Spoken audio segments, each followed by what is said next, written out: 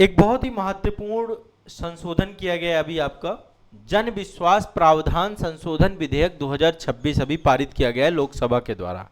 1 अप्रैल 2026 को जन विश्वास प्रावधान संशोधन विधेयक 2026 पारित किया गया है।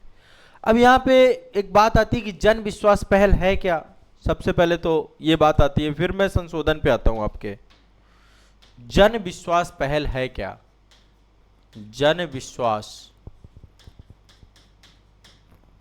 पहल ये क्या है? जन विश्वास पहल, तो जन विश्वास पहल का मुख्य उद्देश्य है विश्वास आधारित शासन व्यवस्था का निर्माण करना। विश्वास आधारित शासन व्यवस्था का निर्माण करना। अत्यधिक जितने भी नियम कानून हैं, कई बार क्या होता है बहुत सारे नियम कानून आपके बना दिए गए हैं हर क्षेत्र में, खासकर जो व्यापार के क्षेत्र में है। तो जो अत्यधिक नियम कानून है, पहले आप सभी को पता है लाल फीताशाही की स्थिति थी। ईज ऑफ डूइंग बिजनेस को प्रमोट करने के लिए सरकार के द्वारा अत्यधिक नियम कानूनों को कम करना, लोगों के जीवन तथा व्यापार को सुगमता को बढ़ावा देने के लिए जन विश्वास पहल आपकी शुरू की गई थी। इसका क्रियान्वयन भारत के उन व्यापक सुधारों के अनुरूप किया गया जिसका लक्ष्य भारत को वैश्विक व्यापार रैंकिंग में निवेश के क्षेत्र में एक माहौल तैयार करना है। अब आप समझिएगा, मैं जो अभी ओवरऑल आप समझ गए होंगे, जनरली ये बात समझ लीजिए कि बहुत सारे लोग जो व्यापार कर रहे हैं वो कानूनी बोझों से दब जाते हैं। बहुत सारे कानून बने हुए, चाहे वो एमएसएमई सेक्टर हो, चाहे वो उद्यमी हो कोई भी। तो अभी हाल ही में एक जो है विधेयक लाया गया है जिसका नाम है जन विश्वास प्रावधान संशोधन विधेयक 2026, ये पारित किया गया। यह विधेयक कुछ अधिनियमों में संशोधन करके अपराधों की निर्दिष्ट श्रेणी से निकालने के लिए तर्कसंगत प्रयास करता है। जीवन में तथा व्यापार में सुगमता आए इसके लिए बहुत सारे कानूनों को समाप्त करता है। ठीक है, छोटे अपराध है ना, अपराध की श्रेणी से बाहर करना, कुछ जुर्मानों को, कुछ दंड के अपराधों को, उन सब को कम करना, इन सब के काम में कार्य कर रहा है। लगभग 784 प्रावधानों में संशोधन किया गया है।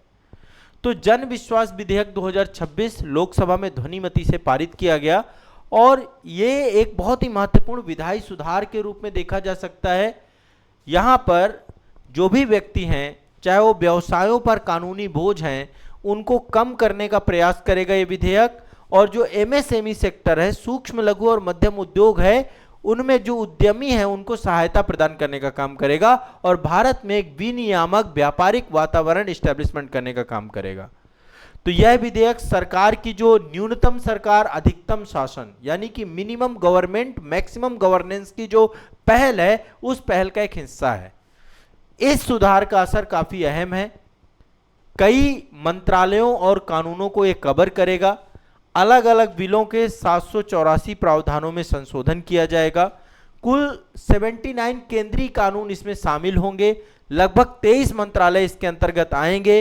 717 प्रावधानों को अपराध की श्रेणी से हटाया जाएगा। सरलीकरण के 67 प्रावधानों को जो है इसके साथ जोड़ा जाएगा। 1000 से ज्यादा अपराधों को तर्कसंगत बनाया जाएगा। तो तकनीकी अपराधों के लिए आपराधिक दंडों को समाप्त करना, आर्थिक दंड, दीवानी दायित्व, अपराध मुक्त करना, ये सब चीजों को लेकर के इसमें जन विश्वास विधेयक के अंतर्गत काम किया जाएगा। तो जन विश्वास पहल आप सभी की प्रारंभ की गई है। कोई इसमें दिक्कत, कोई परेशानी? जन विश्वास पहल, ठीक है। अल्टीमेट उद्देश्य क्या है इसका? लोगों के जीवन को और व्यापार को सुगम करना।